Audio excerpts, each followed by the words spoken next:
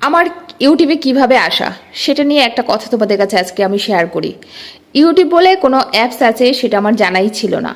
একদিন যখন আমার দিদি বাড়িতে গেলাম তখন আমার দিদির ছেলে বলল, মাসিমণি তুমি তো রান্না বেশ ভালো করো, তুমি কিন্তু রান্না দেখিয়ে ইউটিউব থেকে বেশ আর্নিং করতে পারো। আমি বলছি এরকম কোনো অ্যাপস আছে নাকি যেখান থেকে আমি আর্নিং করতে পারি? তো ভালোই, আমি তো রান্না করতে ভালোবাসি, সুন্দর সুন্দর রান্না দেখাবো আর আমি আর্নিং করব। কিন্তু আমার জানা ছিল না ইউটিউবে কিভাবে ভিডিও দিতে হয়, কিভাবে অ্যাক্টিভ থাকতে হয়, এই বিষয়গুলো একদমই জানা ছিল না।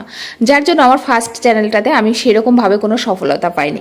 তবে হ্যাঁ, আমি দ্বিতীয় চ্যানেলে যথেষ্ট সফলতা পেয়েছি। এই চ্যানেলে তোমরা অনেকটা ভালোবাসা আমাকে দিয়েছো। আশা করি আমার সমালোচনা যতটা ভালোবেসেছো তোমরা, আমার ডেইলি লাইফস্টাইল, আমার ক্রিয়েটিভিটি অবশ্যই তোমরা ভালোবাসবে। তো যারা যারা বাজে কমেন্ট করে তাদের একটা কথাই বলবো, যে একটা সময় তোমরা আমার ব্লগিং দেখতে চাইতে, আজ যখন আমি ব্লগিং দিচ্ছি তাহলে এত কথা কেন?